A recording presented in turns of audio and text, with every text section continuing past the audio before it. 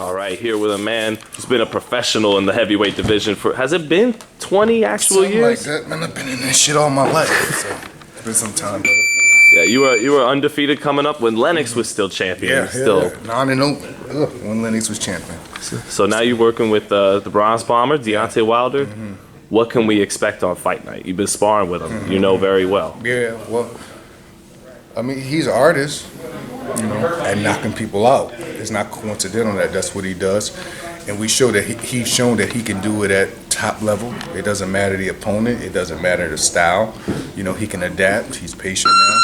You know, I believe Tyson Fury is his best opponent thus far to date because of Tyson. He's big, he's fast, he's awkward, he believes, like, you know what I mean? And he's the official lineal champion. So it's a great fight, but, you know what I mean, you know who I'm rooting for and who I want to win. And seeing you train with Deontay, you were giving, it looked like you were giving him a look like that Tyson Fury would give him. Yeah. Just a fast twitch, hands behind the back, hit the floor, hit your head, then throw a right hook. Like, you know, Tyson do the most awkwardest thing, so I'll just try my best to emulate him and, you know, just have Deontay shot. When we saw you imitating the movement a lot. Yeah. But in Fury's 2 fights back, it seems like he's been on the ropes more, been more stationary. Right. True story. And usually, you know, I'm not actually using the ropes and stuff like that. But for this fight, I'm expecting the Tyson Fury that fought Vladimir Klitschko. So I'm not going to be laying on the ropes. And even though if it's to my advantage to be on the ropes sometimes, I wouldn't do that. Okay. I'm not just gonna be sitting on the rope, you know what I mean? And that's not the best look for D, so, you know what I mean? Plus, it's good for me. I'm working on my shit as well. But I asked, though, in part, it looked like because of the weight and the layoff, that was part of why he had to be on the rope so much. Do you think on the 1st, December 1st, he'll have his legs underneath him like he did against Klitschko? Yeah, I truly do. That's the Tyson I'm expecting. The Tyson that fought Vladimir. So it's going to be interesting because that Tyson that fought Vladimir could give anybody trouble. And this is another threshold for Deontay to have to cross. Because he beats Fury, you know, he's huge now, but, you know, the pot really get to staring once he beats Fury. So it's going to be a great fight. Now, am I crazy? Am I seeing things, or does it seem like as Deontay's climbing in levels, he's slowing the pace down? Is that true? Why do you think the pace is becoming slower as he's moving? As far which pace? The amount of punches thrown.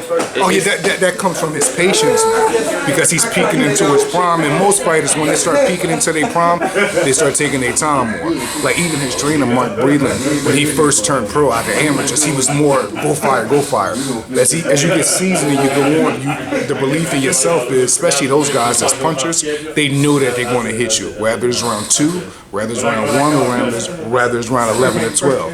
They know they have the equalizer, so they give them confidence to be patient. Yeah, and is it that power that also makes the other opponent comply with the slowed down pace? Does he make you gun shy? Does he make a guy? Well, it has to, because Luis Ortiz wasn't adamant until after the 5th or 6th round. Right? Like, you know, even if people say he was winning the fight, which I don't think he was winning. If he was, it was by like tenths of a round. He didn't step to Deontay with the same type of reckless confidence you can say that he stepped to me or Brian Jennings or any of the other guys that he fought. You know what I mean? He knew the equalizer was there and he respected it. But Deontay is so patient, man, that he'll wait for you. He'll wait for you.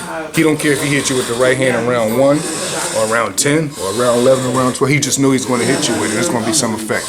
Now, that's absolutely true. But I want to ask Deontay this too. Do you ever risk giving up rounds fighting like that?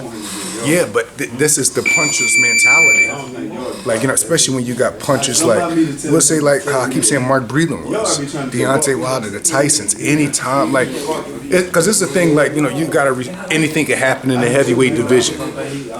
Yeah, that's true.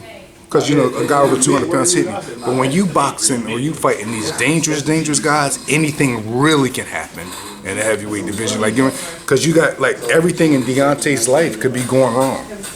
If he hit you with that right hand, back to reality. Like, you know what I mean?